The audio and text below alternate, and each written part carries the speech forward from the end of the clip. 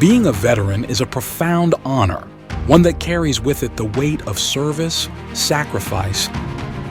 We owe our veterans a profound debt of gratitude not just for their service, but for the immense courage they show in transitioning back to civilian life.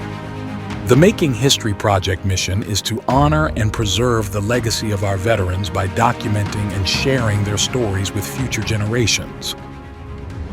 We aim to ensure that the sacrifices and experiences of those who served are never forgotten, fostering a deeper understanding and appreciation of our collective history. Making History Project presents Echoes of Service.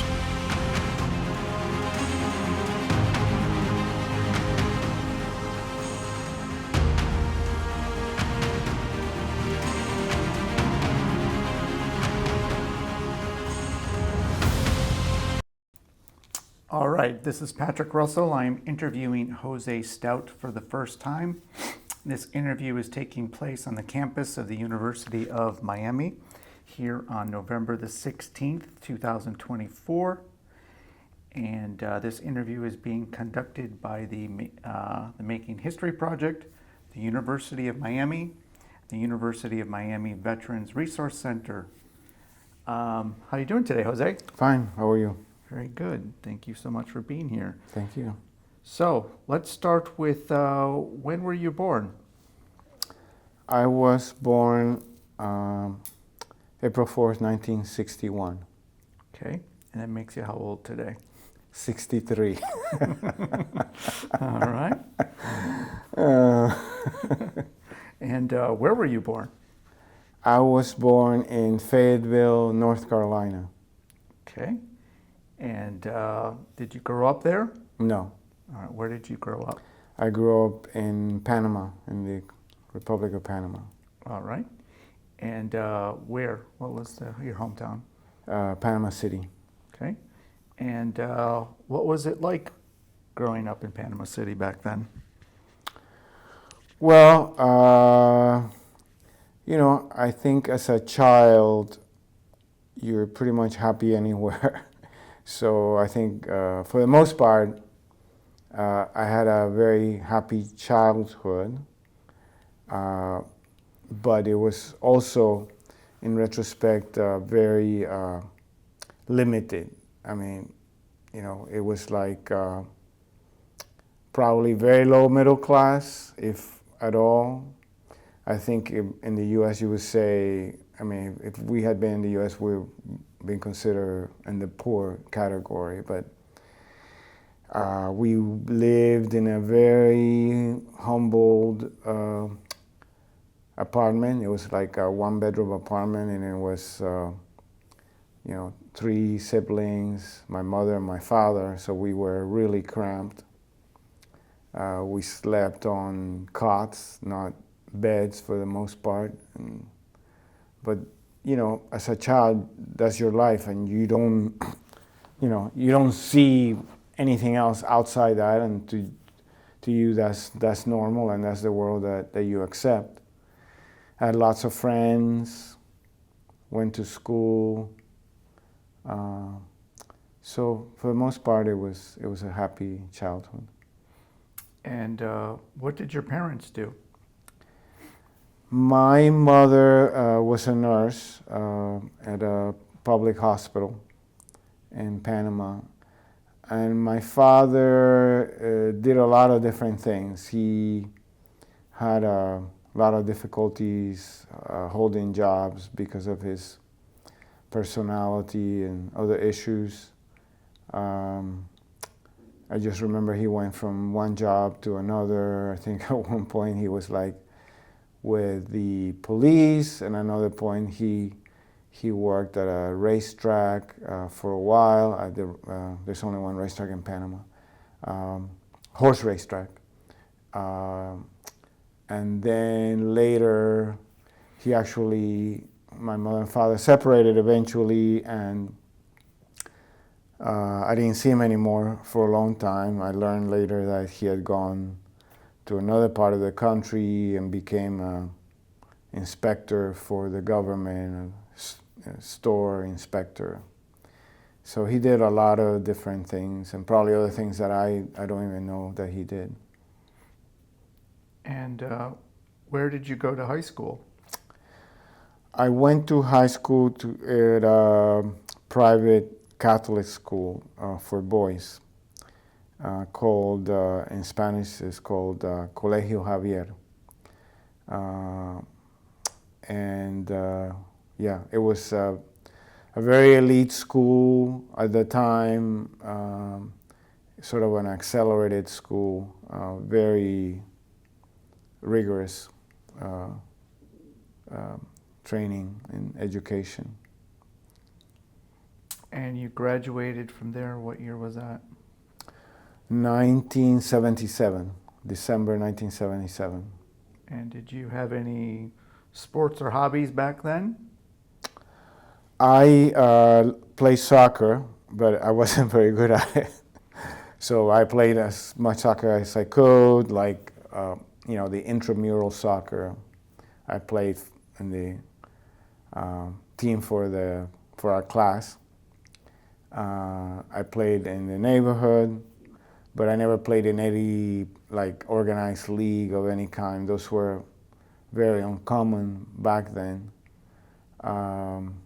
Hobbies, no.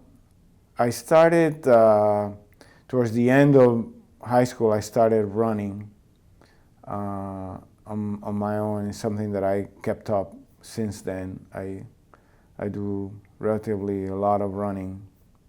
I'm not a marathon runner, no, but I do run quite a bit. But for the most part, my thing was to study. That's what I concentrated on and trying to do well, because it was very, very tough. Mm-hmm. And what did you do after graduating from high school? So after graduating from high school, I came to the United States. I came to Miami. I came to live with my aunt, and that allowed me to apply to one of the local universities. I went to the University of South Florida for undergraduate, and then University of Miami for medical school. Okay. And why did you choose medical school? I think that a number of reasons. I think in part my mother's influence. As a child, I didn't mention it, but I was very accident prone. I was in the hospital more than most kids due to one accident or another. I had an ankle sprain. I was in a cast for 2 weeks. I had an eye injury. I had to have surgery. I was in the hospitalized for a week because of my eye injury, and then the follow-up was very prolonged. I had lacerations and all things that needed stitching. So I was in the hospital a lot, and you take inspiration from or motivation or from the work that you see and your mother, and that's part of it. The other part of it is that I like science and medicine, health sciences. So I really had very high aspirations of what I wanted to do, and so that was all contributed to my decision. And what year did you start at the University of Miami for medical school? 1981. And did you have in mind what type of a doctor you wanted to be, besides a good one? Not much at first. I had, I had considered surgery, but I really didn't know what I wanted until later. And how long were you here at the University of Miami for medical school? 4 years. Okay. And what type of memories did you generate while here for medical school? besides a lot of studying? So I had very good memories from medical school. For me, medical school was not very difficult because my background at this high school, I really developed the discipline, the studying discipline. So I found medical school relatively easy. The thing is, I really didn't push myself very hard. And in retrospect, I should have pushed myself a little harder. But by that time, to tell you the truth, I was burnt out from my high school and from college and pushing myself so hard. So I kind of relaxed a little bit. But nonetheless, I had no problem going through medical school academically, no problem at all. But my memories were great. Medical school was a time, I would say, magical because especially when you go in the hospital for the first time and you see what other doctors are doing and you're learning and everything is new, every little thing is new. You go in the operating room to assist, you round with the doctors and you learn, and everything, every day was something new. And so to me, those were, the only thing I can say is magical because it was fun. I made a lot of friends. The environment was great. The teaching was great. So I have great memories of medical school. And this was from 81 to 85? Correct. And then what did you do after medical school? So after medical school, I did a residency at Emory University for internal medicine. This is in Atlanta? Correct. Okay. And so now you're starting to hone in on what you want to do? Correct. All right. And what was that? What did you want to do? So I decided to do internal medicine. That's like the first step, a specialization. And the reason was because actually some of the role models that I had in Miami, I met some amazing physicians, really, truly amazing people. To me, at the time, they looked like some amazing physicians, and I wanted to emulate them. I wanted to be like them. What interested me the most and what drove me really to internal medicine was the fact that it is like detective work. You listen to a patient, he or she tells you what's going on, and you come up with a list of possible diagnoses, and you exclude each of them one by one. And that's a skill that I admired. I really learned to admire because I saw it in the role models at the university. So that's what I wanted to do. I wanted to walk into a patient's room, listen to them, and be able to figure out what they had and help them. And then, so now you're doing your residency at Emory, and how long does that last? That's 3 years. All right, so that takes you now to 1988. Correct. All right, so now you're done with your residency, and what do you decide to do with that? Well, at that time, what we didn't talk about is that I had a scholarship from the U.S. Army for medical school. So they paid for my medical school. So I was committed to go into the Army at some point. And during medical school, in fact, I went in the Army. I was in the Army for training every summer in between years, medical school. I had to go in the Army. But when I finished my residency, it was time to pay back, and I owed them 4 years of practice. So then I was assigned to what was called then Fort Hood, Texas. Now it's called Fort Cavazos, I believe, in Killeen, Texas. It's the largest military base in the U.S. And your scholarship, was it part of the ROTC program?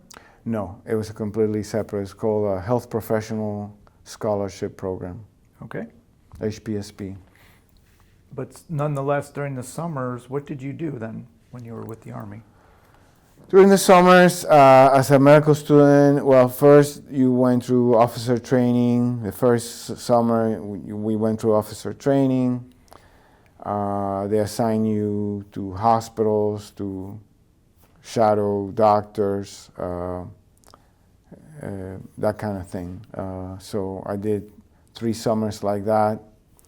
One summer I actually went to, I decided to go a little crazy. I went to a parachute school in Fort Benning.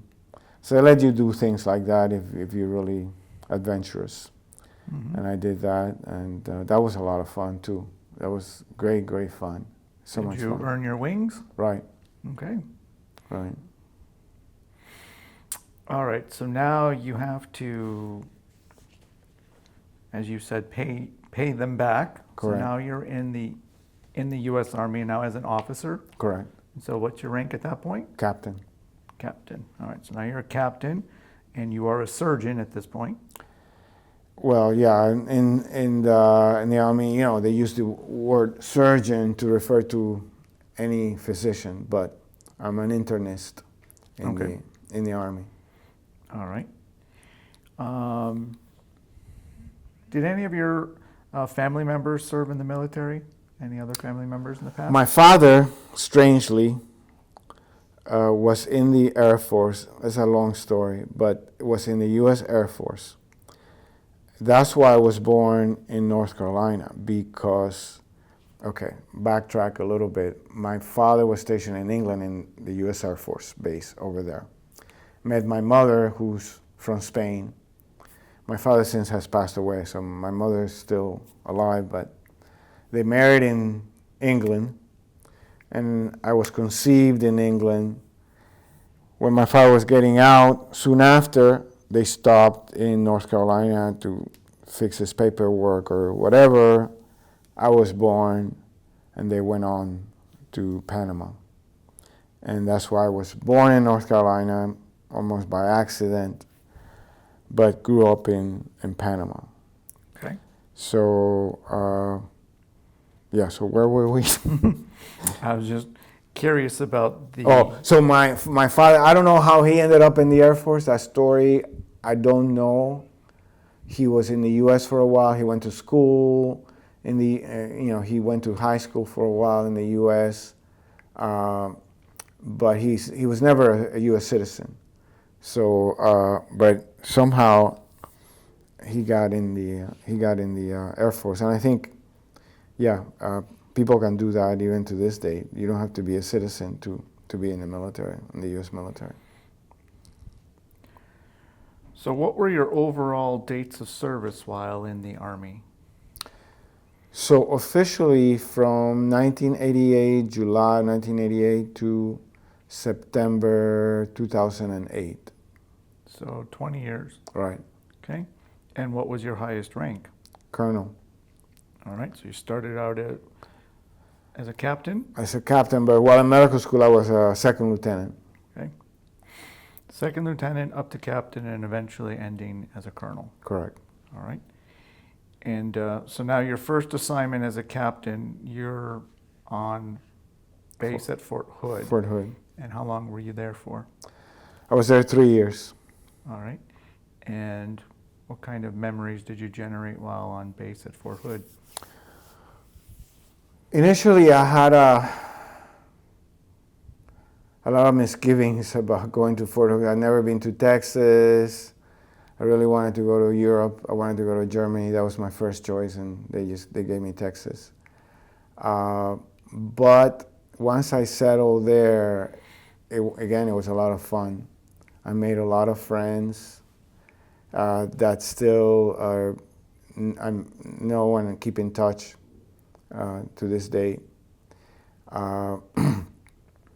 I was in a clinic, the internal medicine clinic, working with a lot of great people, nurses, other doctors. It was hard work. It was really hard work. Fort Hood, as I mentioned, is the largest base in the U.S. with the largest also retired population. So we're taking care of not only active duty military, but also retirees who are in the area, and taking care of all their needs. And there were a lot of sick people. And but I honed my skills as an internist there because there were very few subspecialists. So I'm talking about there were no cardiologists. There was one neurologist, but there was one pulmonary, but very few subspecialists. And we had a lot of heart disease there, a lot of heart disease. So we really had to take care of very complicated patients. And those that we couldn't handle, we would send to Brooke Army Medical Center in San Antonio. But again, I made a lot of friends, worked very hard. I think we saved a lot of lives while I was there, so that was very rewarding. And then in 91, what happens? So in 1990, in the fall of 1990 or around there, Saddam Hussein invaded Kuwait, and the U.S. government made, and then not only did they invade Kuwait, but they were threatening to invade Saudi Arabia. And the U.S. government, it was the first George Bush was president, decided that we were going to go in and liberate Kuwait and defend Saudi Arabia. And I was attached to the First Cavalry Division. At that time, there were 2 divisions. There may have been 3 divisions in Fort Hood, I forget, but I think now there are 2 divisions. One of them is the First Cavalry Division. So I was attached to the First Cavalry Division for deployment to Saudi Arabia with them. And that's what happened. So we deployed around, I believe, October of 1990 to Saudi Arabia. And how long were you there for? I think we came back in April or May of 1991. Okay. And the whole time was spent in Saudi Arabia for you? No, we went in Kuwait. We crossed Kuwait briefly, I believe. No, forgive me. We crossed into Iraq briefly. So we were most of the time in Saudi Arabia, but during the war, it was like a 3-day war. We crossed into Iraq briefly. Okay.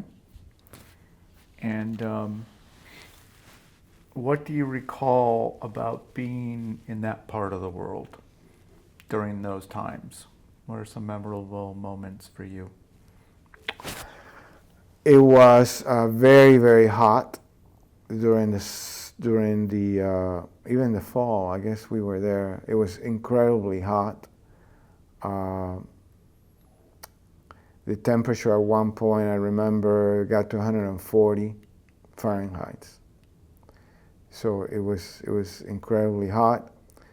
And during the winter, it was very cold.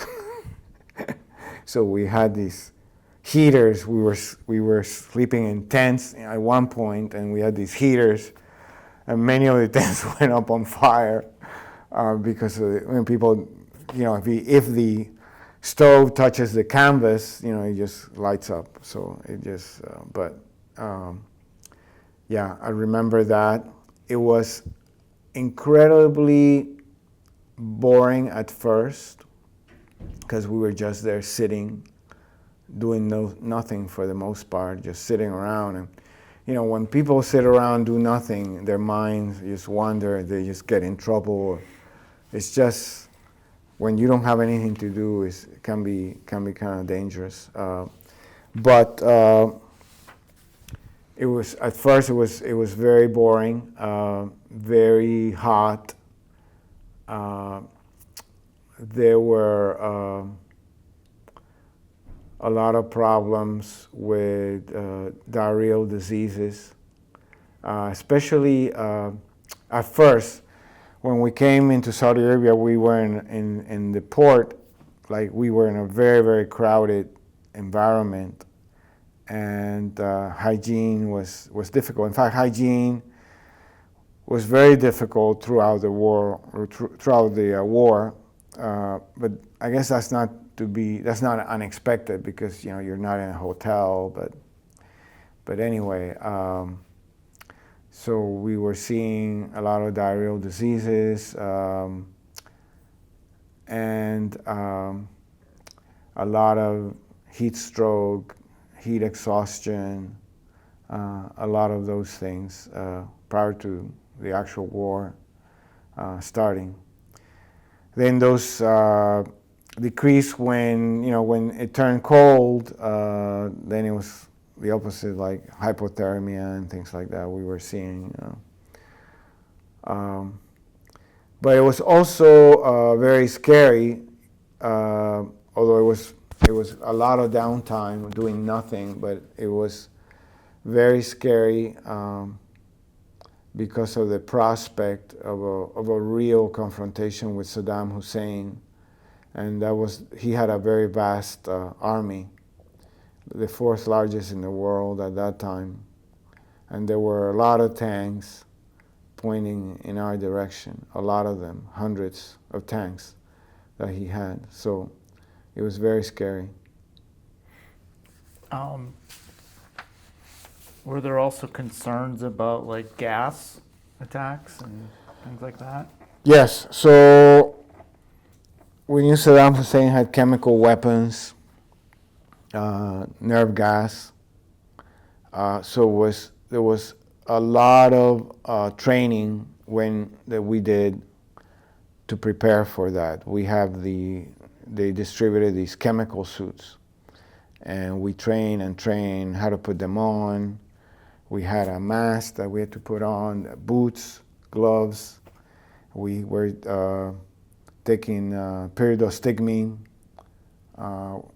Everyone got like a pack of pyridostigmine. These are tablets that inhibit one of the enzymes that degrades a neurotransmitter to counteract the effect of the nerve gas.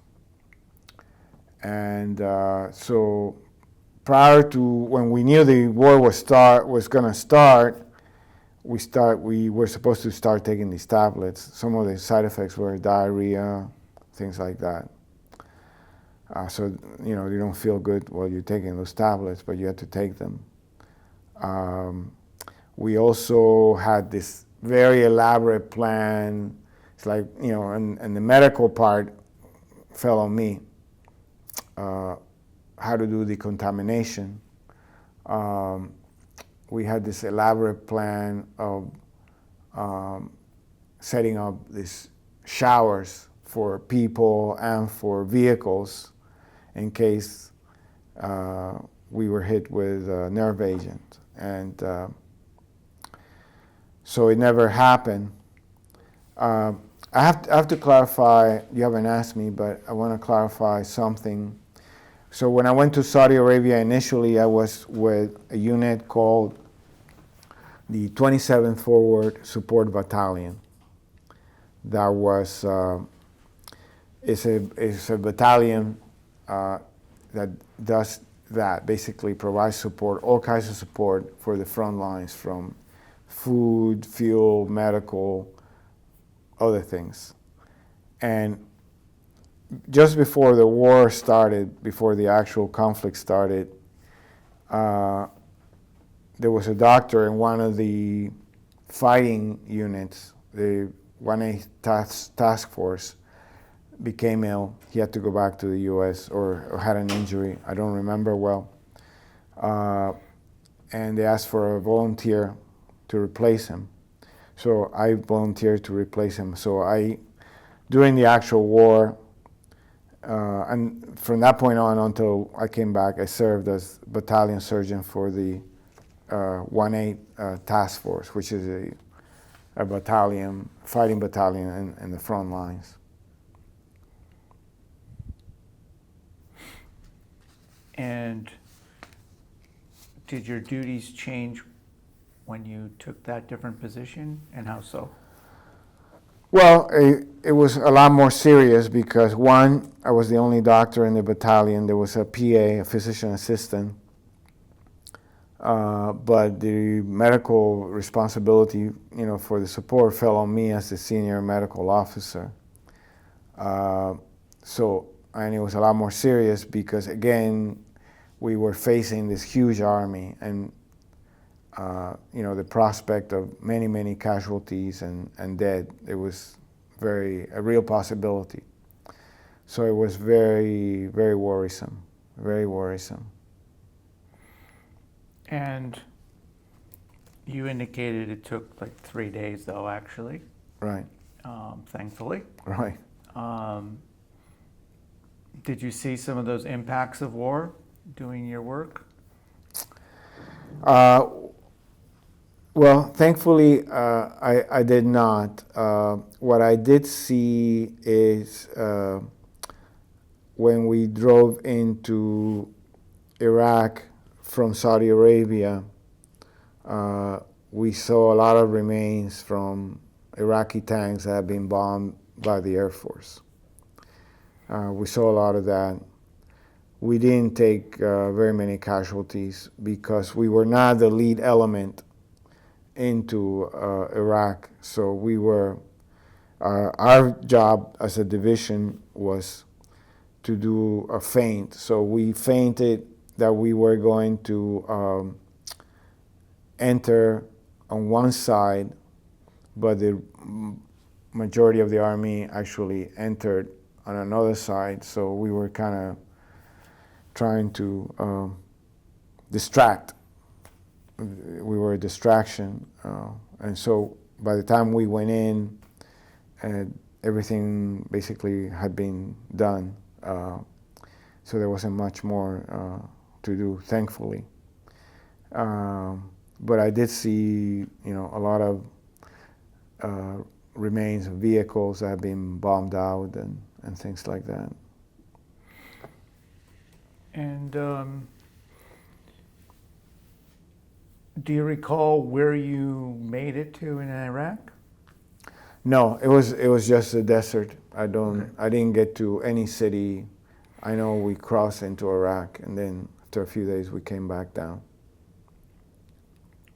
All right, and so you were there for about how long on that deployment? The whole deployment? Mm-hmm. Like I said, my recollection is that maybe from September of 1990 to April or May of 1991. Okay, so maybe 7 months or so? Yeah. All right. Even though you were, one, a feint, and two, maybe now not in the line of battle, did you still have to do surgeries and take care of other soldiers? You were busy with war? Right. Okay. Any difference between civilian doctor versus army doctor? Is there a distinction at all? Well, there's a lot of distinctions. I think that army doctors, they have to worry about being deployed themselves. They have to, leave everything at a moment's notice. Pretty much, that is hard, especially if you have a family. It wasn't that hard for me back then because I was single, so I wasn't married. I did have a girlfriend then, but I wasn't married, so I didn't. And that's the main reason why I volunteered, because all the other guys were married and had kids. So I said, I'm single, so I can, I can justify the risk more than they can. But we have to look at, when we see a patient, an active duty patient, we always think about deployability. Okay, is this, and even in a war situation, can this patient continue to fight? Can the soldier continue to fight with the injuries or whatever illness he's got? Do we need to send him back? Can he, continue to perform like he was before? So that's always in the calculus when you're seeing someone. Sometimes it's very clear, sometimes it's not so clear. It's a judgment call. Yeah, so those are some of the major differences that I can think of right now. I would also imagine the type of injuries too. Well, yes, of course. Trauma during the war, yes. I didn't see that much trauma there when I was in that deployment, but obviously, the war can produce some very horrific injuries, not to mention kill a lot of soldiers. But that was, as wars are concerned, that was a very, very quick and very expeditious campaign.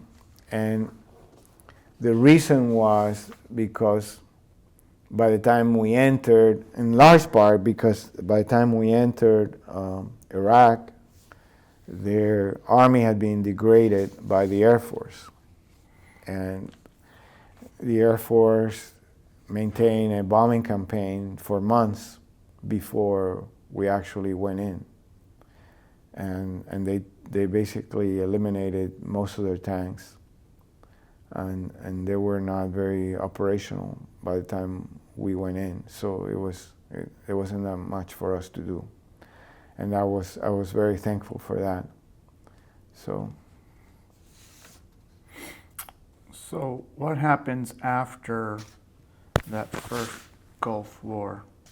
So 1991, September, you're off of that deployment. Where do you go from there? I came back to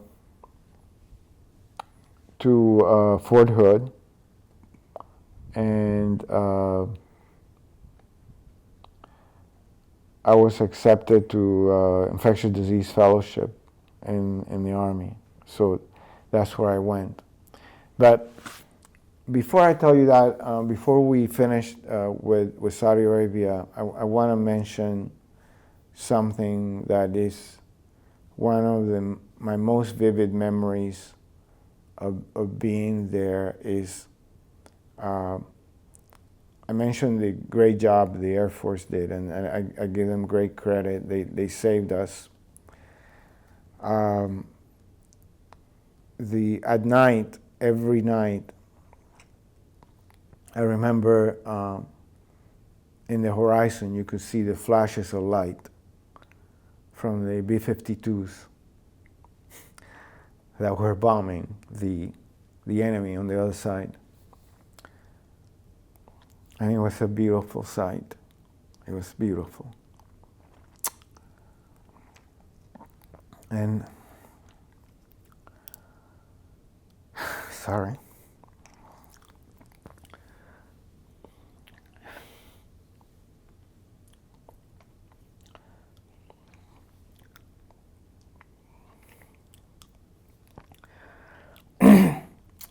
I went to sleep every night.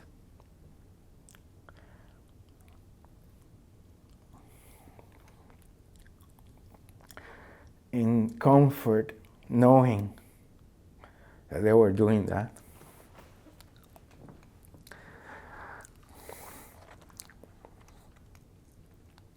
Even though I knew that they were killing people. But that's war.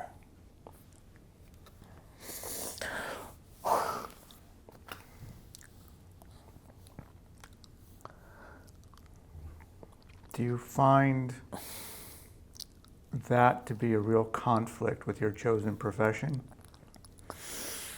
Well, not a conflict with my profession, but conflict as a human being.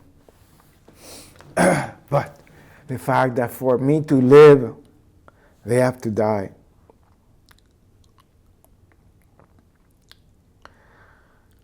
But it was, you know,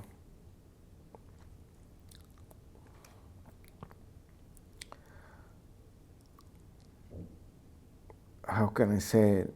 It was, it's not that I enjoyed it, but reassuring that was happening.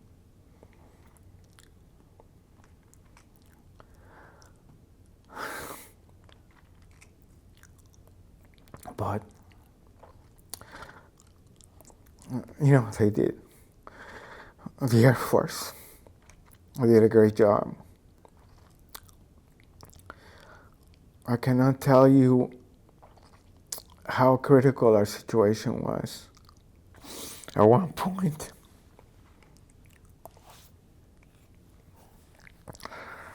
we all could have died.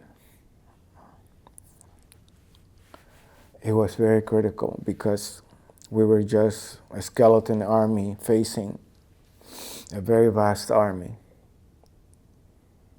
And that was the thing, that this war turned out to be nothing. But when you're there, you don't know which way it's going to go. You know, you just sit there. You don't know. You don't know which way it's going to go, right? It could be nothing, as it for us turned out to be, but not for them. But and the seriousness of the situation. I went to. You haven't asked me about this, but every night we had commander's brief. Every night they would show us the map of their positions versus ours. And you can see these hundreds of tanks, you know, in front of us. And they made contingency plans. The division made contingency plans where we knew we were going to be overrun, and that means, you know, many of us will be killed if they come down. They would say, you know, if this happens, we would defend to this point. They would draw a line. There was a set point where we would draw back. If they come down, we would draw back and defend to the last of us. And I kept listening to these words. I couldn't believe it. You know, it's just like, is this real? Is this really going to happen? And yeah, I mean, it was a contingency. It was a possibility. And to me, you know, I wasn't prepared for that. I definitely, you know, no one there wanted to die, but I think that I wasn't prepared for that. I absorbed it like everyone else. One thing that impressed me was the stoicism of these people that were surrounding me. It was like, you know, you go to work every day, you know, you go to your office or whatever, and these guys just say, yeah, this is what's going to happen, and, you know, that's that, you know, like it was nothing.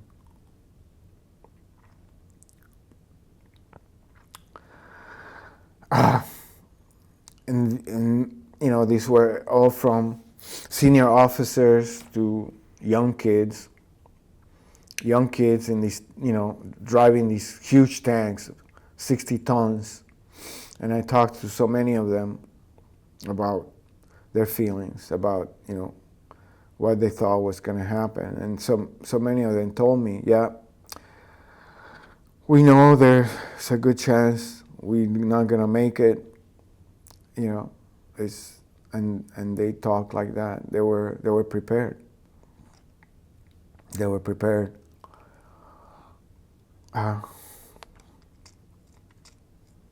It's admirable,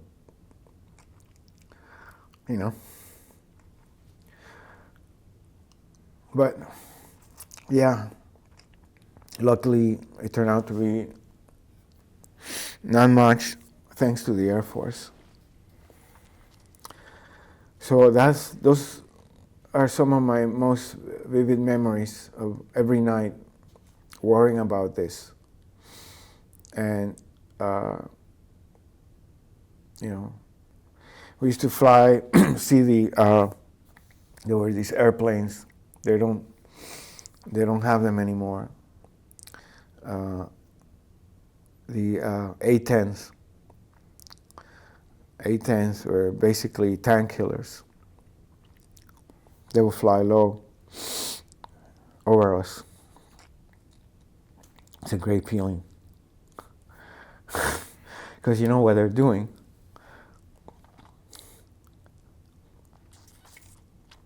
It was a great feeling. Very reassuring. Anyway, we can go on to when I came back. Well, who did you, if anybody, did you confide in with these feelings? Not many people. Only sometimes when people ask me these things.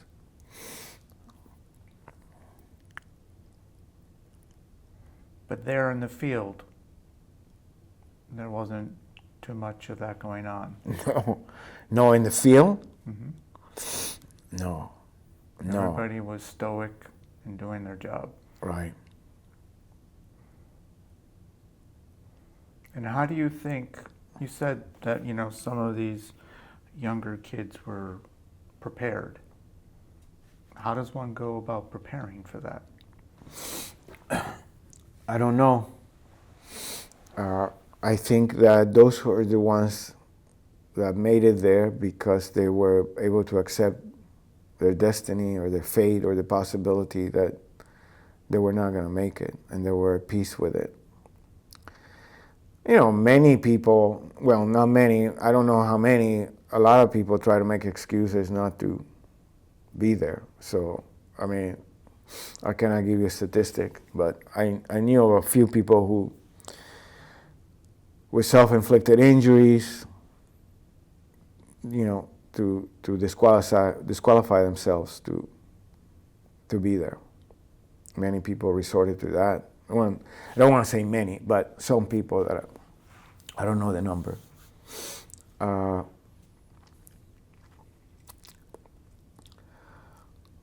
I think also this is a cohesive unit for the most part. They have trained for a long time together in the field prior to that. They trained for that.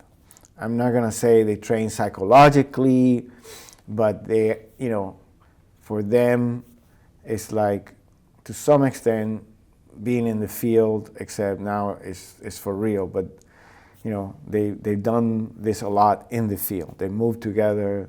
They have pretend war together. There's a national training center, I want to say Southern California, for desert warfare, where they go to and train. For better or worse, I wasn't a part of that. I was just a doctor in the clinic. So I think that,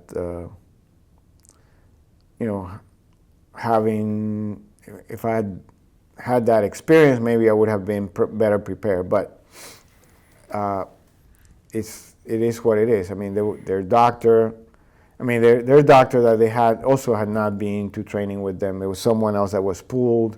Then I was pulled, and so on. But I want to say that, I mean, we were all there doing our jobs. It's not that,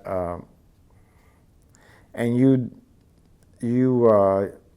get energy from other people, and when you are there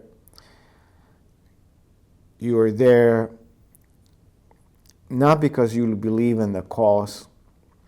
You're there to help your fellow soldier, and you really feel that way, okay?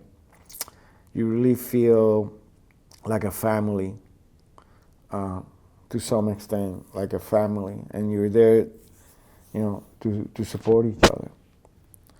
I mean, you're all wearing the same uniform. You're all, there's not so much what drove me. It's not any dislike for the enemy, but be there for them, for the people on the right or on my left. That was it. That was my motivation. Nothing else. I had no other political views, but I wanted to be there for them and do my best job for them.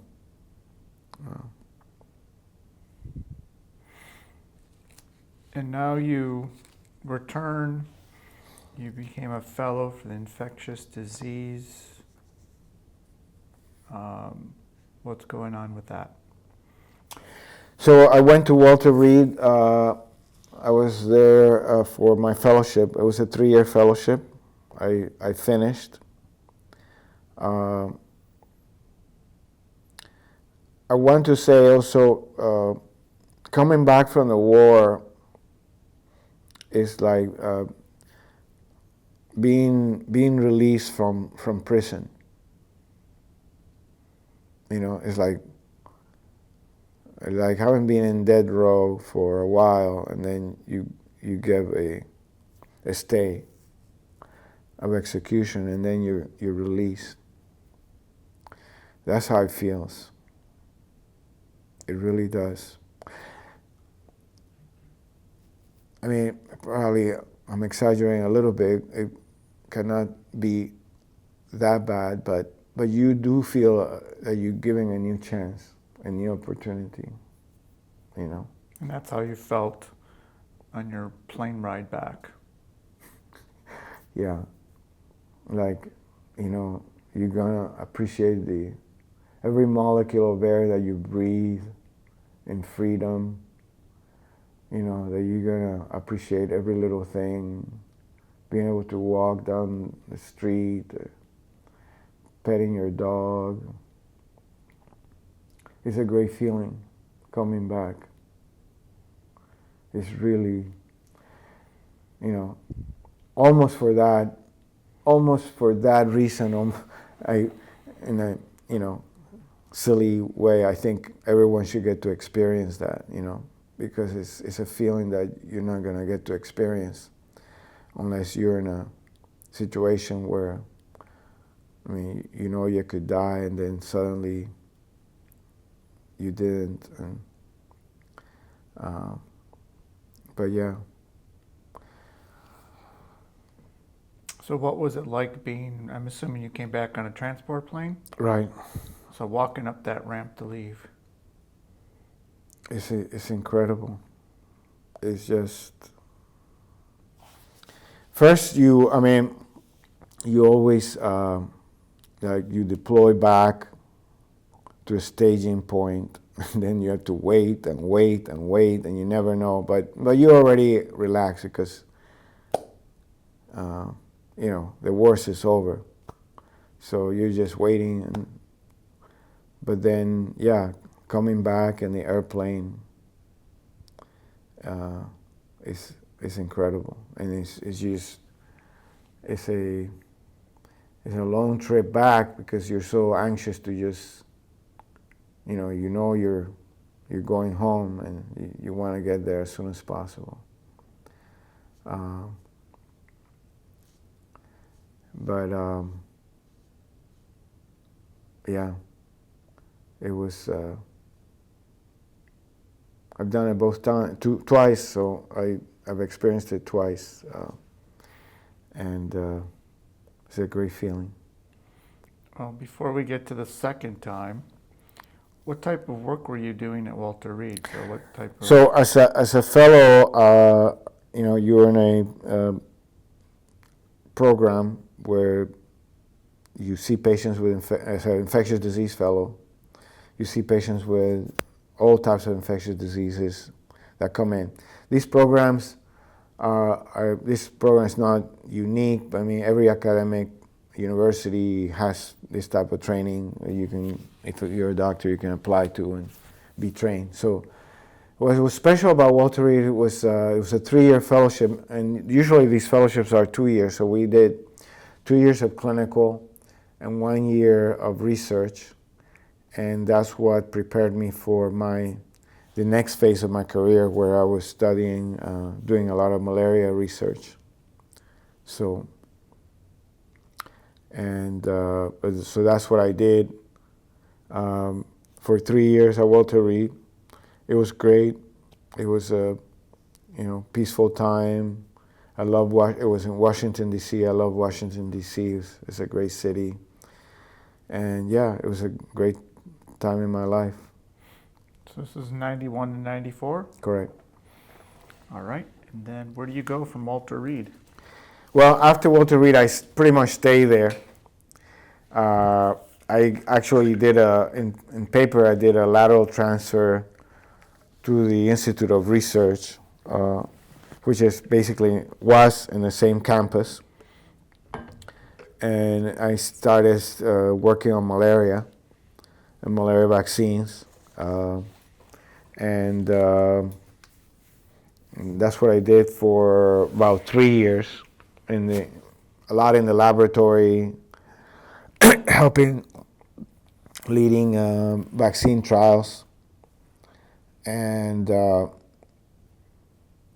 then after that, those 3 years, I went to Africa for 5 years to work on malaria.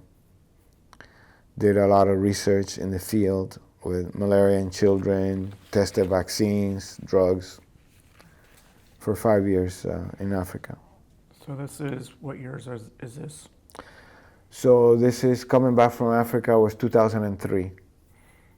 So you're there from 2000 to 2003? No, I was there from 1997 to 2003. So, okay. Yeah. So you spent 5 years in Africa? 5.5, I guess, yeah. And where in the continent? I was in Kenya. I was in a town, for the most part I was in a western Kenya, around a town around Lake Victoria. It's called Kisumu. And why did the Army put folks in that area to study malaria? Well, malaria is very common throughout the world, and we anticipate that we're going to have a war at some point in a place where there is malaria. And so the Army has invested a lot of time, effort, money to developing malaria vaccines and drugs against malaria. And there's so much malaria in this place. It's an ideal place to do clinical trials of vaccines, test the vaccines, test drugs, because there's so much malaria there. So that's what I went to do, and did that, but also did other things, like I studied malaria in little kids. So I did a lot of that. So this would be local population, small villages? Right. Very small villages, local people. And they were receptive to U.S. doctors, Army doctors? Yeah, well, I don't know that they knew, because we were not wearing a uniform then. We wear regular clothes. We don't deny we're Army doctors, but we don't introduce ourselves like that. Some did know that we were Army. I think probably the majority didn't associate us with the. We were, they knew we were from the U.S., but they don't. Probably most of them did not understand that we're, Army. And we, in the area, we were called. We were known as the Walter Reed Project. So everyone knew that we were part of the Walter Reed Project and that we test malaria vaccines and drugs against malaria, and we study malaria. All right. And did you make some significant progress with the vaccines during that time period? We did a lot of work. Significant progress. It takes time, and you just push the ball a little bit forward, little by little. Rarely there is a gigantic leap. When I was at the Institute of Research prior to going to Africa, we had tested this vaccine that was very promising, and it gave us very good results under controlled conditions. At Walter Reed, we had this challenge model where we gave people malaria, and it's something that is done quite often now. And so to some people, we had given the vaccine. To other people, volunteers, we had not given the vaccine. So based on that comparison, we found that this vaccine was very promising. It gave us relatively high efficacy. So with that, they were giving us a lot of money to take this vaccine to the field. So that's what we went there to do. And it didn't hold up or have as high results from the controlled to the field. To the field. No, the results in the field were factors. not. The results in the field were not as good, but they were still good enough. I mean, this vaccine, after we tested it for the first time at Walter Reed, it was taken to many parts in Africa. In fact, it's taken throughout the world, many places. Wherever there's malaria, I think it's being tested now. This vaccine that we tested initially at Walter Reed, and it became eventually the first vaccine against malaria that was licensed for use in Africa, in children. Although the efficacy is not very high, it still saves lives. They made that determination, and that's why it's recommended. So that was licensed 2-3 years ago. It's called Malarix. It's made by GSK, GlaxoSmithKline. And then, I don't know if you heard, just recently, a few months ago, there was a second vaccine against malaria that was licensed. That's from the Oxford group in the UK. But, so, although the results were not as good in the field, were good enough to justify the eventual licensing of the vaccine. So progress was made. Right. All right, and so now it's 2003. What's your next project? So in 2003, I was brought back to Walter Reed. And I say brought back because, I was told to come back because I'd stayed already quite a long time there. And I would have stayed longer because, I really was having a good time working there. But I couldn't stay forever. So I came back, and I came back to Walter Reed Institute of Research and continued to study malaria, both in the laboratory and in the field. I kept my connections with Kenya, and I wasn't really studying the vaccines, but I was studying other things about how malaria caused disease in humans and in little kids, and was also seeing patients at the hospital. So I spent 3 years doing that until my next deployment in 2006. And where were you deployed? I was deployed to Mosul, Iraq. All right, so this is the middle of a war? Right, this was Operation Iraqi Freedom. All right, and that was a highly contested area? Yes, I guess you could say that there was some enemy. I mean, by that time, the war, as you know, was a complete mess. There were all sorts of, combatants, people we were fighting everywhere and throughout Iraq. So it was, no place in Iraq was safe. All right, so who were you deployed with during that time?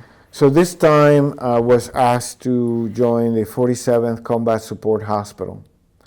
I was stationed in Mosul as the deputy commander. So I was a senior officer then. I was already a colonel. And so they wanted a senior officer for deputy commander. And this was basically a surgical hospital. Which was strange because I'm not a surgeon, but it was a hospital that takes in, or we took in, all kinds of wounded, active duty, civilians, whoever basically pretty much shows up at our doorstep. But our mission was to support the soldiers, but we took everyone, including enemy, wounded, and the surgeons operated, they saved their lives. We would support them as much as we can. The soldiers that couldn't go back to duty, we would ship out to Germany. We had these air ambulances. And the rest of the Iraqis, we would try to fix. And if we couldn't fix them completely, we would try to put them in local hospitals. And given that you spent a big chunk of time previous to this studying malaria, why the interest for that deployment? Or like, what's the connection? Because there wasn't probably much malaria in Mosul. There was no connection. It was, duties come like this, and they pick people, I won't say at random. They don't pick people at random, but the hierarchy picks people that they feel they can send, that are, quote unquote, available, or that have the experience that, to suit the job. So at this point, I had already deployment experience. I was a senior officer, and my understanding is that the commander of the hospital, they gave him like a list of possible officers, and he picked me. So I didn't want to go, honestly. I was married, I had 3 kids.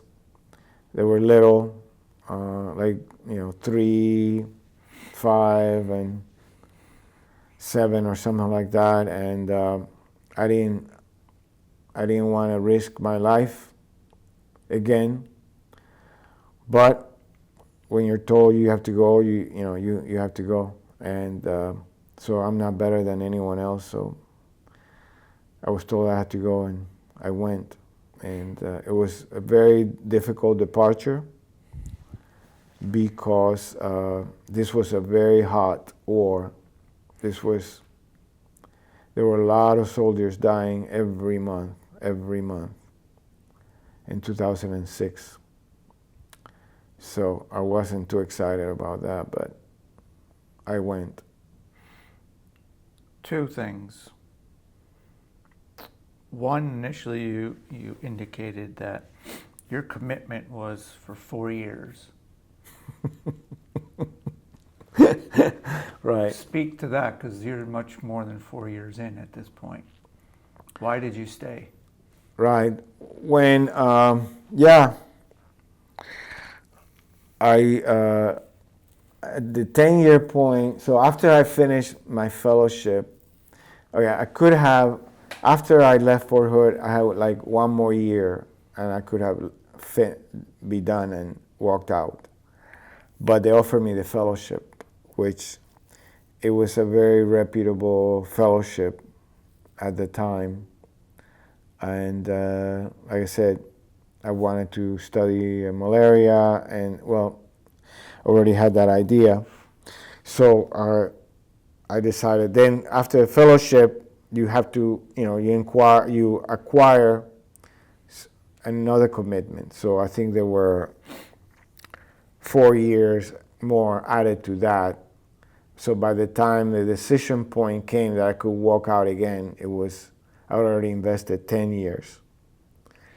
So I decided, well, if I'm already halfway, so for my retirement, so I might as well do another 10 years. So that's what I did. Okay. Now, part 2 of that. So you mentioned earlier coming back, and I asked you about walking on the ramp to leave. One of the greatest feelings. What about the reverse, walking on the ramp now to go a second time? That's horrible. It's absolutely horrible. But this time, the thing is, for many reasons, as I mentioned, you have a family, you have kids, you know the news is not good from the press. You know people are dying, that, the U.S. military is being attacked from all sides, and this time, unlike the first time, I didn't go as a unit. The unit was already there, and I was going by myself. So I had no idea, what I was going to find there. I always try to keep a positive attitude, but at the same time, I didn't know what to expect, how bad, how austere things were going to be. So that thought kept playing in my mind, and it was very difficult. But I knew that even as a doctor, it wasn't safe. It wasn't a safe situation. So that kept playing in my mind. So describe that situation. What was it like, and where were you located inside of Mosul? All right, we were actually outside Mosul in an old Air Force base. We were on a hill overlooking the city, or a higher elevation. And this was a 30-some bed hospital, as I described, that took all kinds of wounded. And my job was to keep beds open for the soldiers, because our core mission was to treat the soldiers, but we also had this, ethical, humanitarian obligation, I guess, that we couldn't deny, to treat other people. But so, as I mentioned, we would treat soldiers. Those who we could go back to the front lines would be discharged. Many will go back to Landstuhl that were severely injured. But then the problem always arose that we had all these civilians taking up beds that, that we couldn't discharge so easily, because the medical facilities in Mosul were not that great. We knew that. So there's an ethical dilemma there. It's like, okay, well, you know, we saved this guy's life, and we're gonna send him to this hospital that we know maybe doesn't have ventilators, or doesn't have this, or doesn't have that. They're gonna either die or lose a limb or whatever. So it's this ethical dilemma. So there was this, me having to play the role of the bad guy to discharge these patients, pushing my doctors to discharge to keep the beds open, because if there's a bomb, an explosion, or an attack, or a big conflict, and 30 U.S. soldiers show up at the door, I need to have beds for them. And that's what's playing in my mind. It's like, I don't want that scenario to happen, because, you know, it's just all kinds of shit is gonna happen. So every morning I press my doctors to, you know, discharge these patients to the best of our ability, find beds in the local hospital for these patients. And there was always this kind of friction that, okay, you know, we cannot keep these patients. And these were young surgeons who are very motivated to do the best for them. I mean, they had the best intentions, okay? They would do this very heroic surgery to save limbs that could not be saved anywhere else, okay, in some of these patients. I mean, they did an incredible job putting people back together. Incredible. But some of these people, you know, needed long-term care. So we couldn't keep them forever. They needed long-term care, and we couldn't keep them forever. And we had this conflict where, you know, okay, you know, we cannot keep these people here forever, or why should you do that surgery if you know it's going to need, after this, all this care, and it's, you know, that kind of thing. But there was another aspect to my job.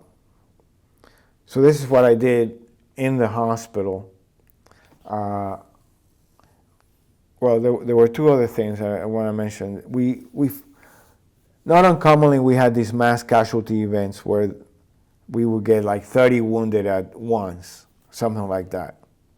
Some of these would be a mixture of Iraqi civilians that had been caught in an explosion, Iraqi soldiers that may have been caught in an explosion, or our own soldiers, or a mixture of them, of all these.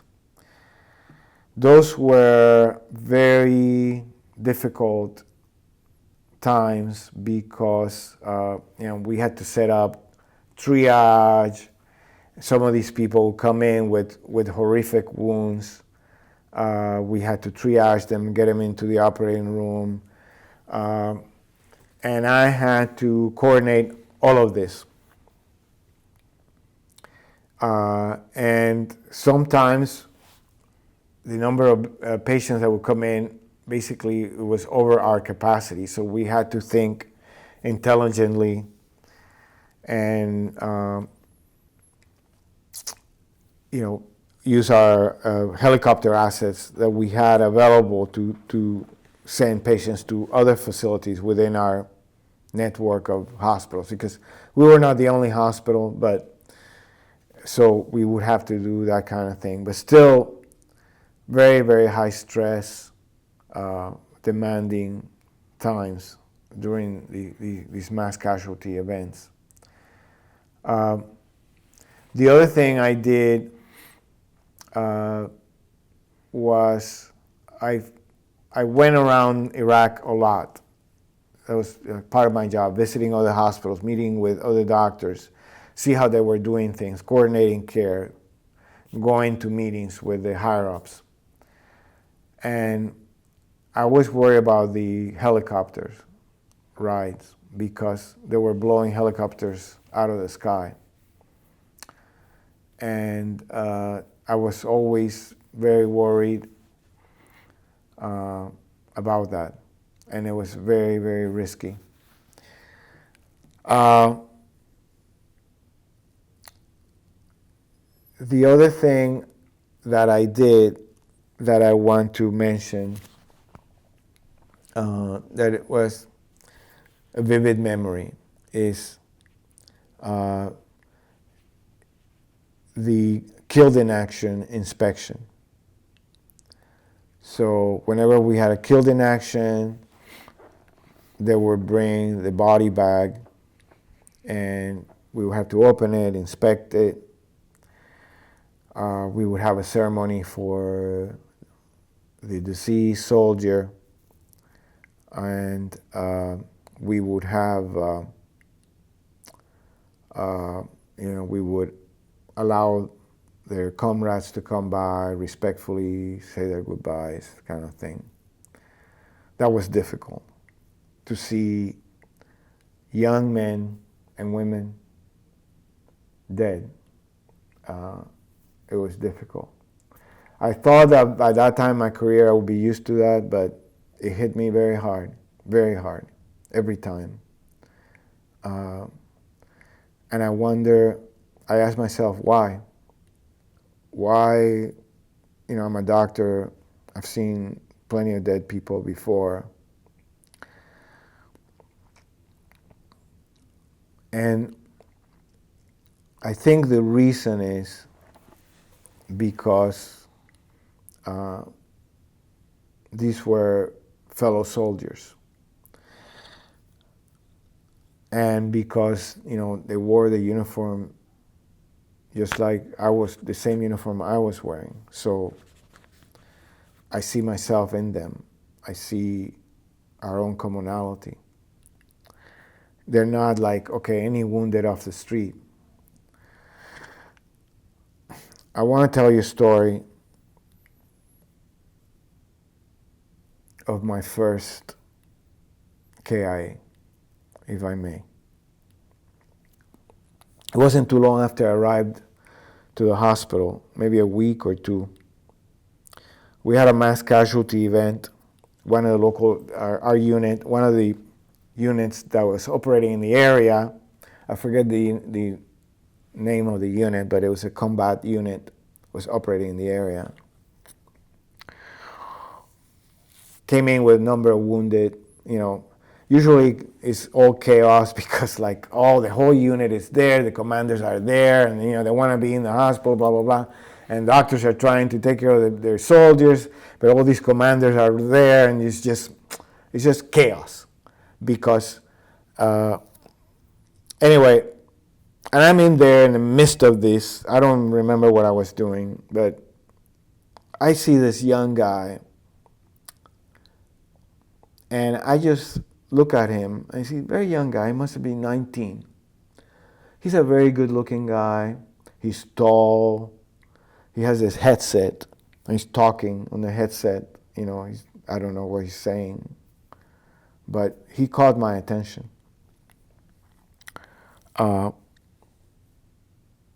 He seemed to have he must have been, I don't know, very low-ranking guy.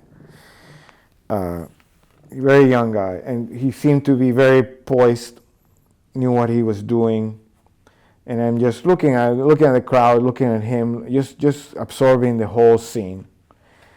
And okay, so that passed. They took care of the wounded. I don't think there was anyone dead. 2 weeks later,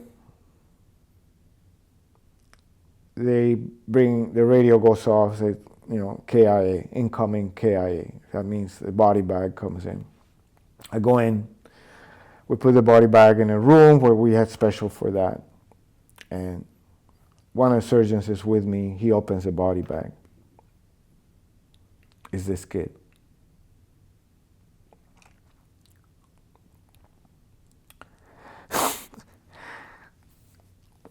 Is this kid? He was a driver. He was a driver in a vehicle.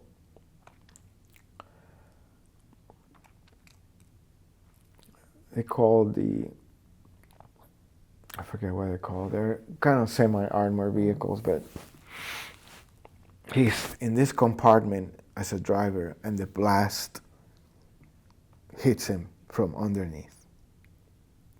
He's trapped there, pretty much.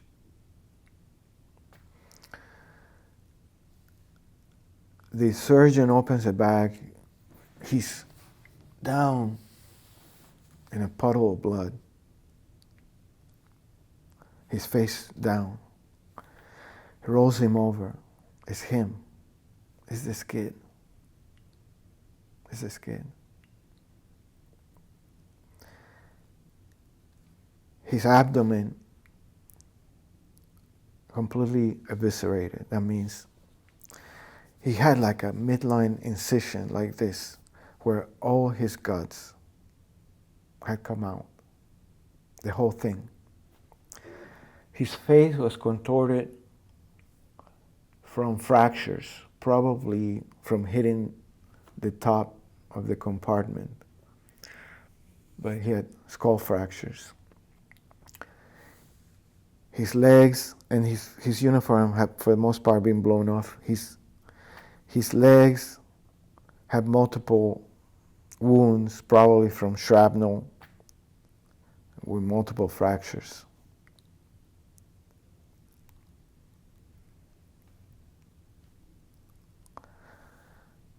I will never forget that. I will never forget that. I know his name. I wrote down his name. I know who he was. He was 19.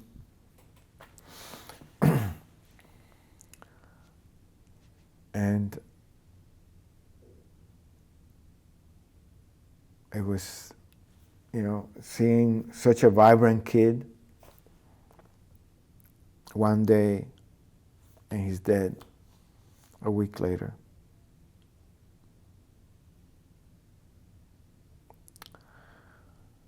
That's one of my most vivid memories.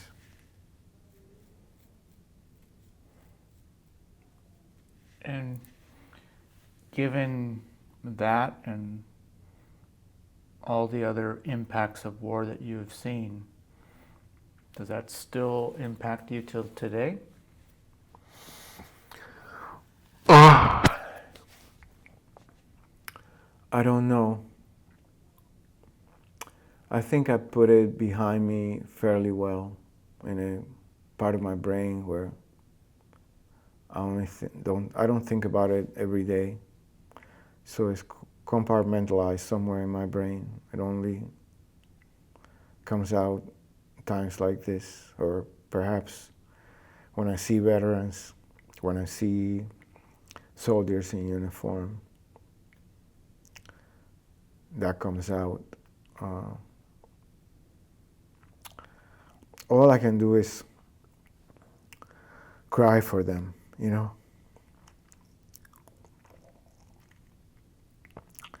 there were so many that I saw come in like that.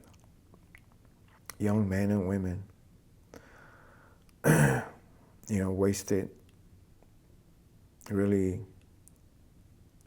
it's a wasted life, because I didn't think that war, we should have been there, but anyway, very vibrant young men and women that were lost, many.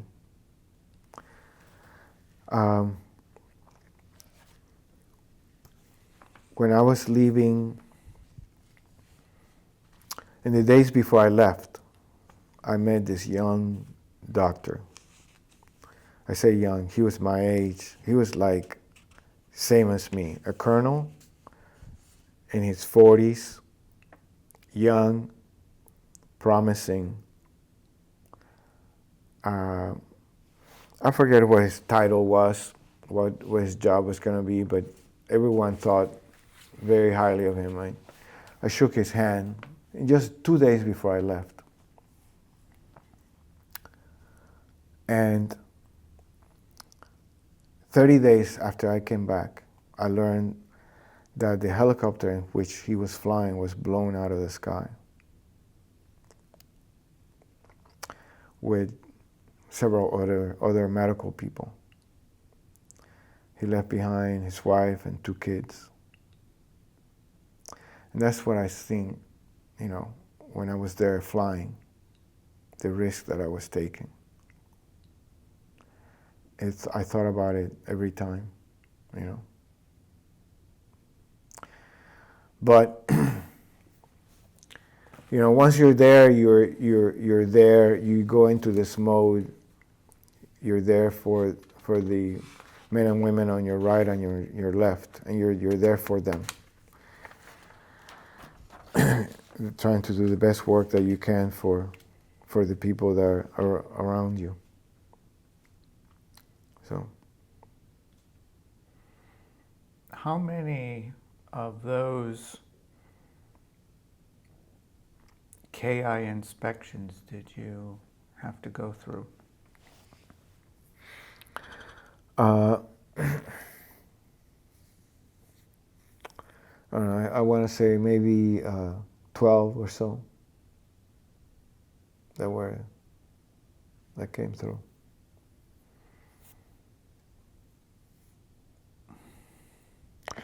But many more also, I mean, died in the emergency room, you know. It's just, those were just the KIs. They died in the field. They brought in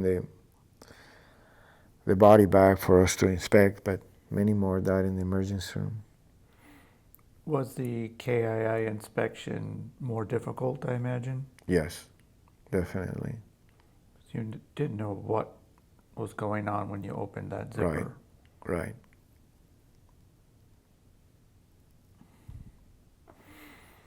And as a medical doctor, I mean, you already alluded to it, you see lots of people that are in bad shape, that have died. But do you ever get used to it? Like in an army base like Mosul? Well, they're not. I mean, because these are people who are not supposed to die. These are young men and women. These are, right? So that's the difference. That's one Well, of the that's key one components. difference. But also, these you identify with them because you're wearing the same uniform. They're like you. I mean, wearing that uniform has a big psychological effect. That's your team. Yeah, that's your team. Exactly. That's your team. Has a big psychological effect. It's difficult. It's really difficult. And any distinction, I mean, you did mention the uniform, but you did see also you would take in civilians that were in harm's way, that wrong place, wrong time. You indicated you may have seen some of the bad guys too. Do you notice a difference when treating them compared to your teammates? Or as a doctor, it's all the kind of the same because we're all human at the end? Does any of that go through your mind at all, or no? Yes, of course. I myself made a decision that I was going to treat anyone to the best of my ability and offer the same care, whether friendly, not friendly, whatever. But some of the other staff did not feel that way, could not keep their emotions on check regarding that. I'm not going to say that I never saw anyone refuse to treat anyone, but I did hear a lot of comments about why do we have to treat these people. And you were their commander at that Right, point. right. I was a commander, so it was my decision. You know, I wasn't going to allow not to treat them. If they needed treatment, they were going to be treated. We were obligated by Geneva Convention to treat prisoners of war.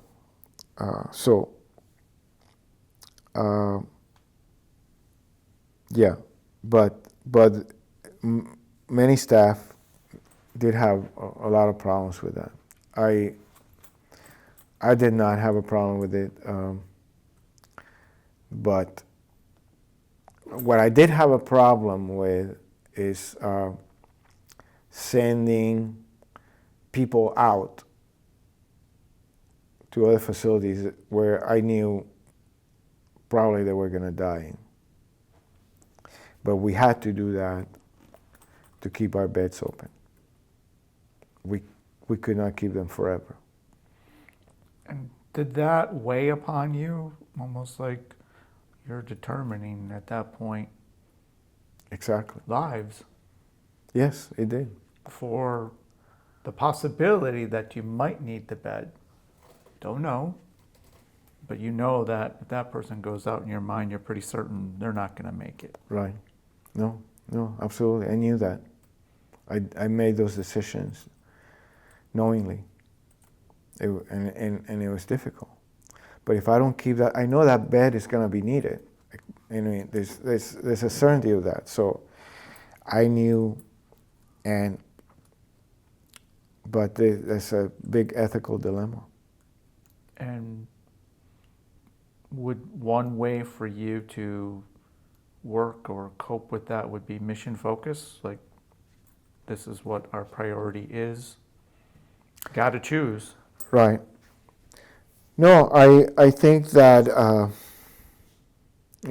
I give myself some leeway. It's not my fault that I was in that situation. And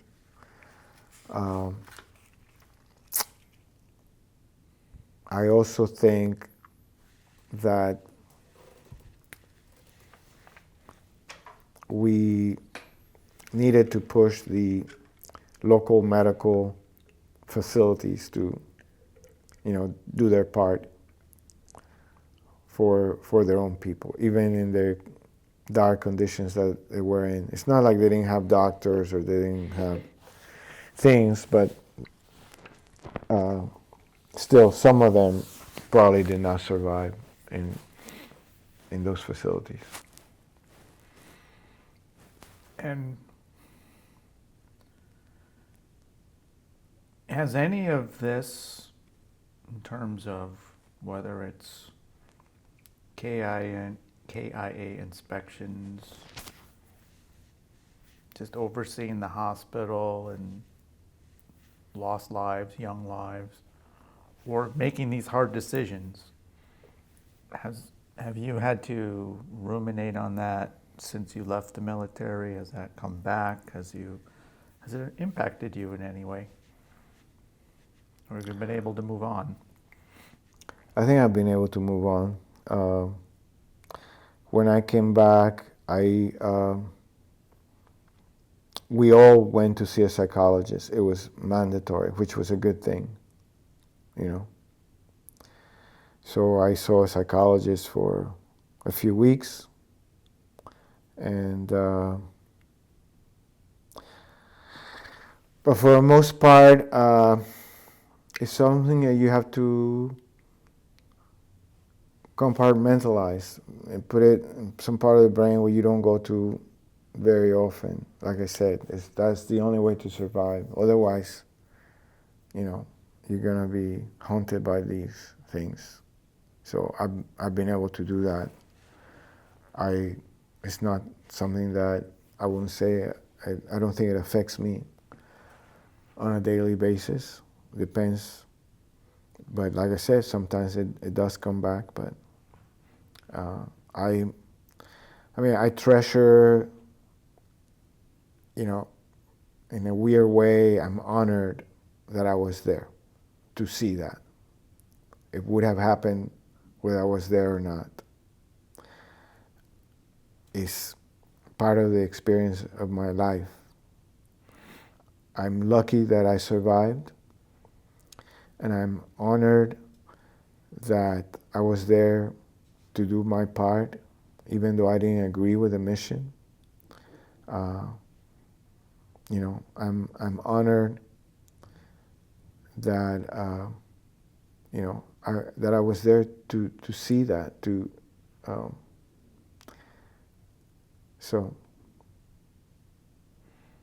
Well, you were also able to change and save a lot of lives too. Mhm. That's the Yeah. flip side to the rest. Right. And one would hope that that side of the saving and changing of lives outweighs and is greater than the other. Yes. In terms of putting things in a box in your head, is that something they taught you or you did this on your own? I think it happens naturally. It's not something that they taught me or. I was very. I have to say, for a while I was very angry when I came back because of all of this, because of the death toll. That I saw there, and also not very, but the news was so, the constant news on the TV, the coverage about, because still people dying, and I told you, I learned about the death of this doctor.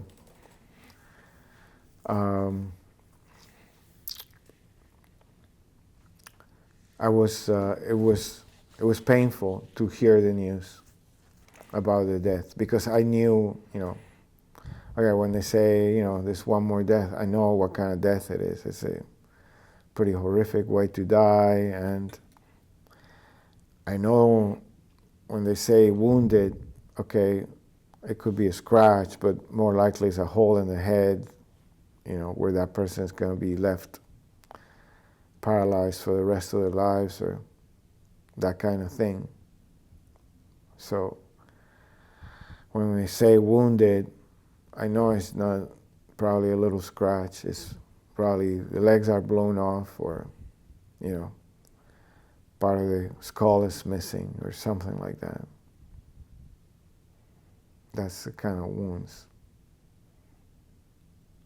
And it's not normal as a human being to be seeing all that either. No. On a regular basis. One would assume, however, as a medical doctor, you may have a better ability, perhaps, to deal with that than maybe even, say, the soldiers out in the field that have to bring the KIA home. Yes, I don't know how they dealt with that. Cannot tell you. I wasn't among them, but it must have been very difficult. Because you see, as a doctor, you see bodies disassembled for good, bad, or whatever. Soldiers, that it's not their normal thing. Right. It's not any easier. It's not. Yeah. But it may be harder for them. Right. How long were you in Mosul for? 10 months. All right. So this is in 2006. So towards the end of, did you make it to 2007 or this is all So I deployed at the beginning of 2006, came back in October, November 2006. All right. And that leaves you with 2 more years in the Army. Right. What do you end up doing from, well, before we get there, boots on the ground again on that ramp going home. Same experience, different experience? No, it was, in that sense, again, it was great. It was great coming back. It was great because, I think even better because I really felt that, ironically, the job was riskier than the first time. I mean, the first time, okay, the potential was like, it could have been really bad, but nothing really happened. But this time, I really saw the effects of war. I had sorrow because of the impact on these young lives that were lost.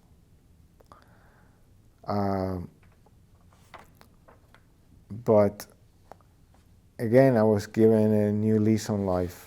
It was where before for 10 months, I was in this, I couldn't get out of this. I mean, I took a few trips here and there, but you're still in a confined, right? You're still inside a fence. You can't really go outside of this environment. And now, you're back and you appreciate, going to McDonald's, just going to the supermarket, going anywhere you want to go is such a pleasure. It is such it's just incredible. It's just absolutely incredible. It's,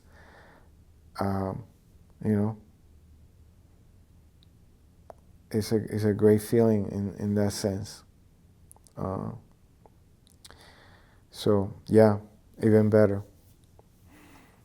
All right, so now you return home, and what do you do for the next couple of years? Went back to Walter Reed and went back to the laboratory and continued to work on malaria, saw patients. And, there were 2 uneventful years. So at that point, I made the decision to leave.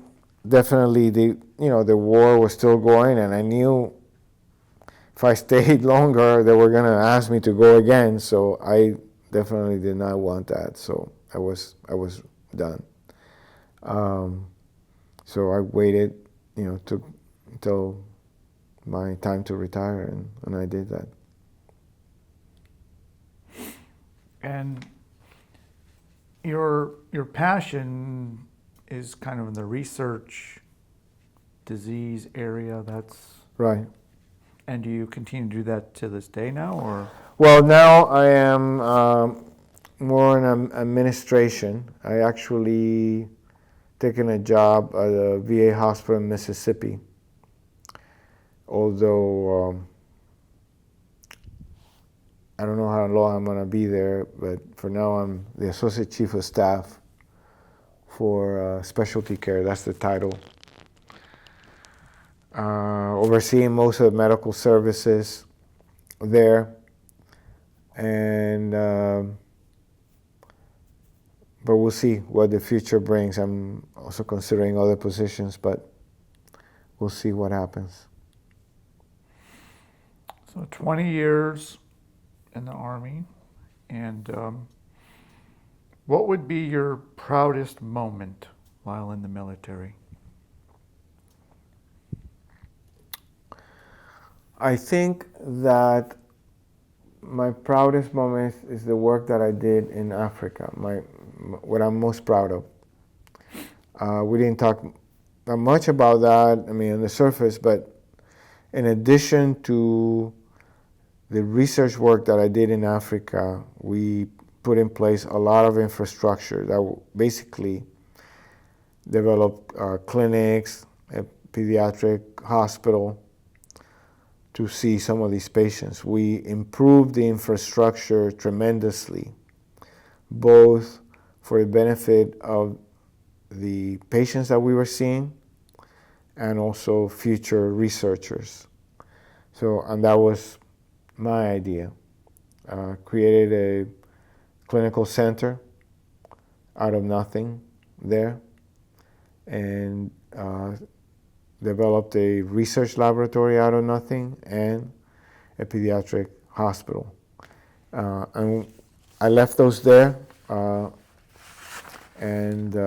those were developed thanks to my vision and for the benefit of our patients and future generations of young doctors that are going to work there.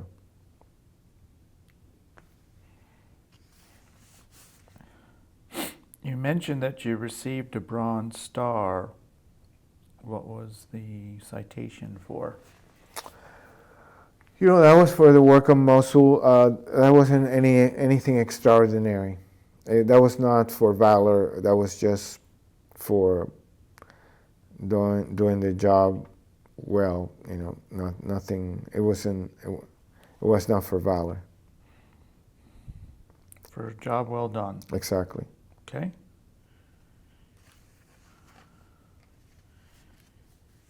And has your military service impacted you now as a civilian and as a doctor? I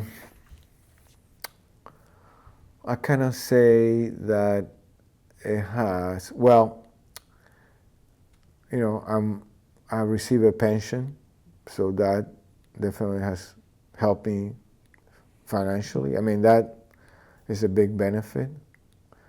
I get very inexpensive health insurance. That's a big benefit. So in that sense, yes, I enjoy the benefits of that, the benefits from that. I don't think that it has opened any doors for me, as far as I know, or I doubt it. I don't think it has, there are a lot of jobs where they consider veterans, or they say that they want veterans, but even within the VA system, I don't think there is much advantage. I mean, it's in paper, yes, they're supposed to have some advantage, but in reality, I don't think so. I don't think that it plays out that way. But so I'm very proud of the time that I served. I'm very proud of the work that I did. I am lucky to have gone to war twice and survived. I consider myself very fortunate. I don't wish anyone to go to war, but if you survive a war, I think you get a lot out of it. I mean, that's not well said. There's a lot of people who suffer mentally from the consequences of war, no doubt. But on the other hand, the perspective that you have, that it gives you, is a great benefit. So I'm lucky to have gone and survived and experienced what I experienced.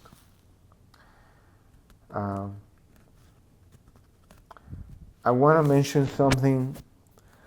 You're not going to think of asking me, but I want to mention it for the record. That whenever I tell people that I was in the Army, they always come back with one question. Do you know what that question is? What Army?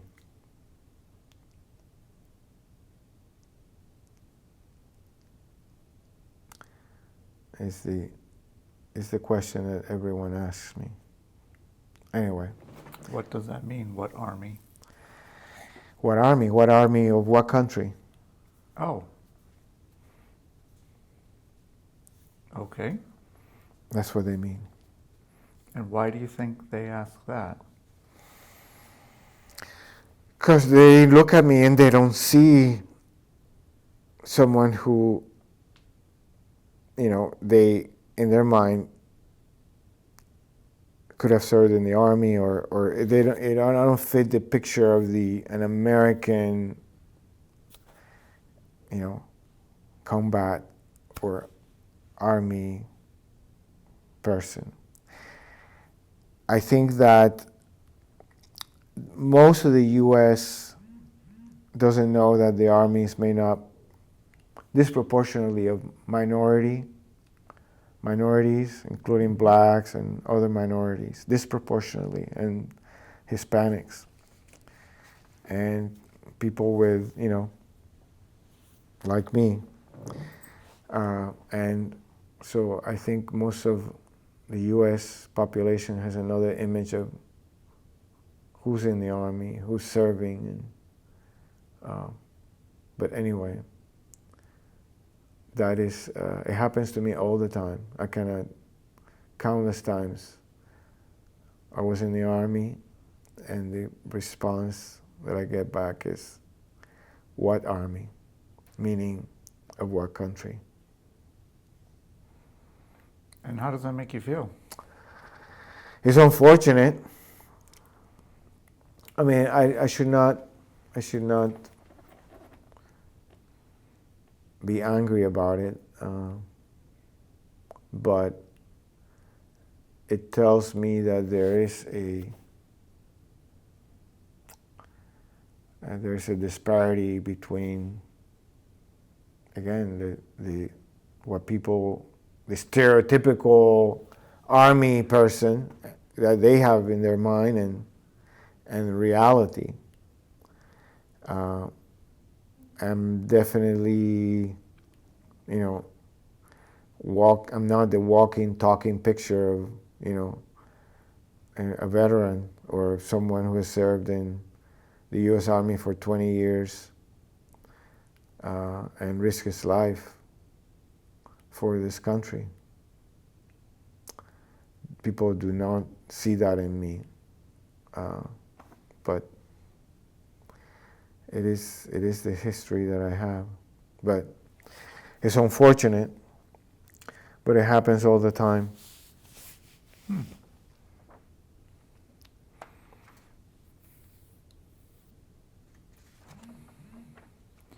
Is there anything you would like to add that I didn't ask you today? No, I think I've told you, a lot more than you asked me, and I was very candid. And I appreciate that. You With brought everything. up some different points, and that's very good. How about this one? Is there anything you would like to tell future generations? Any words of wisdom, advice? Yeah. It's very unfortunate that we don't learn our lessons and we keep repeating our mistakes.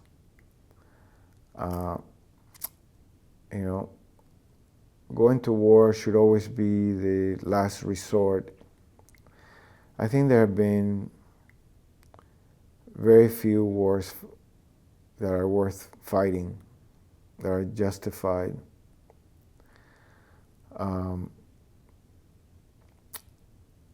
But it should always be the last resort, and then thought of the very last resort, because young people's lives are going to be lost. I think that if you have to go to war, like if you're in the military, you must go. Take care of yourself. Do not assume the government is going to take care of you after, if something happens to you. Really take good care of yourself and those around you.